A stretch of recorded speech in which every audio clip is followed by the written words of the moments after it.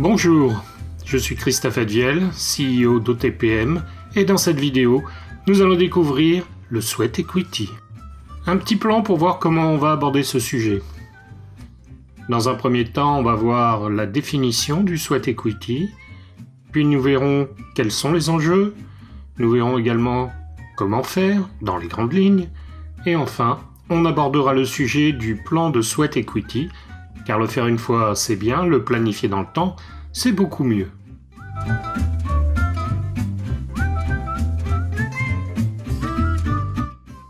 Sweat Equity.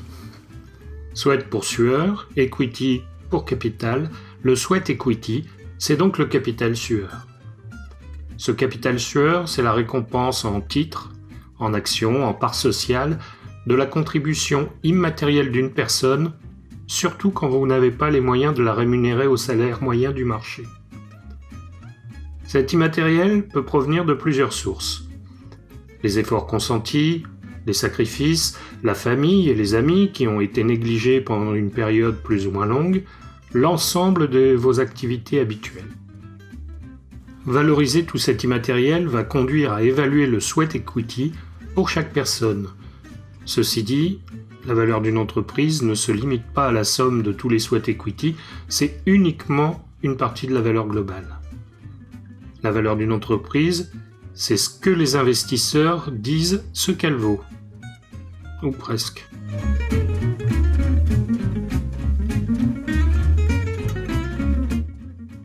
Au démarrage d'une entreprise, le Sweat Equity est un élément primordial comme levier de négociation avec vos éventuels cofondateurs, vos premiers employés et même vos partenaires à qui vous pouvez proposer une partie de leur rémunération en Sweat Equity.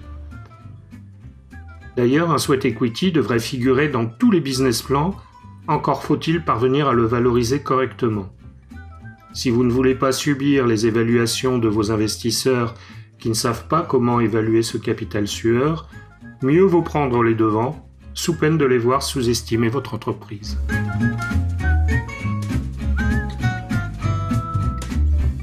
Premièrement, entre cofondateurs, il va falloir déterminer dans un premier temps le temps passé sur l'entreprise aux différents stades de son évolution, peut-être la rémunération à laquelle vous avez renoncé pour vous investir sur ce projet, les sacrifices que vous avez consentis, on l'a vu dans la définition, vis-à-vis de la famille, des amis, de vos activités, etc.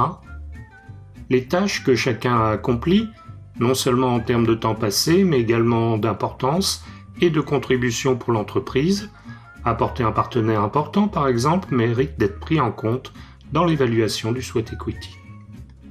L'évolution et l'implication que vous souhaitez ou ne souhaitez pas avoir dans le développement de l'entreprise est également important. La règle pour les cofondateurs comme pour les employés et les partenaires est qu'il ne faut pas générer de frustration et ce n'est pas toujours facile à faire. C'est toujours plus facile d'établir cette valorisation par des personnes extérieures à la boîte qui vont permettre de rediriger les frustrations vers l'extérieur et ne pas pourrir l'ambiance dans l'entreprise. Pour que tout soit bien clair entre les cofondateurs, je vous engage à rédiger un pacte d'associés dans lequel seront reprises les méthodes et les règles de calcul pour la valorisation du Sweat Equity. Je rappelle à toutes fins utiles que le Sweat Equity ne constitue qu'un complément de valeur de l'entreprise. Toute création nécessite du cash à la base, c'est indispensable. Pour les employés, tous ne sont pas redevables de titres issus du Sweat Equity. Il va donc falloir identifier ceux qui le méritent par leur travail, leur motivation et leur contribution. Une fois sélectionnés les contributeurs redevables, il va falloir lister leurs atouts en profondeur pour chacun d'entre eux. Les engagements ? Quel est son degré d'engagement pour l'entreprise et son développement ? Quelles sont ses motivations ? Attention, les motivations des employés et des fondateurs sont deux choses différentes. Il faut donc faire une analyse du point de vue de l'employé. Il est possible, voire probable, qu'il ne partage pas vos motivations. De quelle manière ces contributions sont-elles uniques et irremplaçables ? Si vous avez dans votre équipe un développeur web particulièrement bon qui assure à la fois le technique et l'artistique, sa contribution sera particulièrement élevée. Partage-t-il votre vision et celle de ses collègues quant au devenir de l'entreprise ?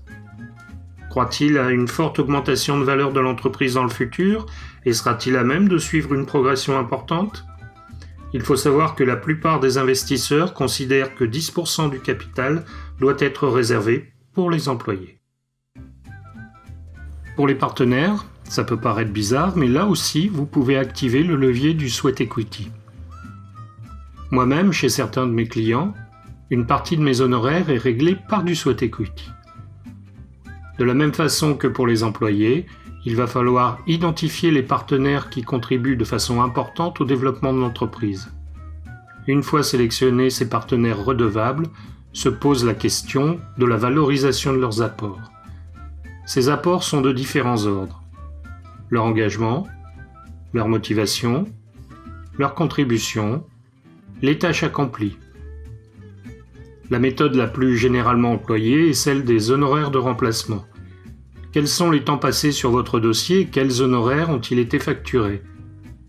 Quels sont les honoraires correspondant à une pleine rémunération du temps passé ? La différence permet d'évaluer une base de sweat equity pondérée par un coefficient de risque. Car si vous êtes persuadé que vos produits vont super bien fonctionner, ce n'est malheureusement pas toujours le cas. Il faut bien récompenser le risque que prend votre partenaire de ne pas voir la récompense de ses efforts. Ce coefficient d'ailleurs est aussi applicable aux employés.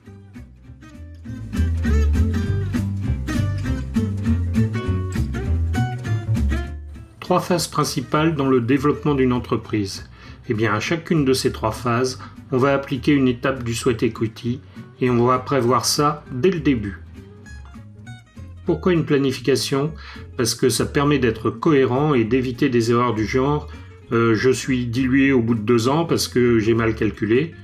Donc à chacune des étapes, et pour les historiques comme pour les nouveaux entrants, on se posera la question du sweat equity.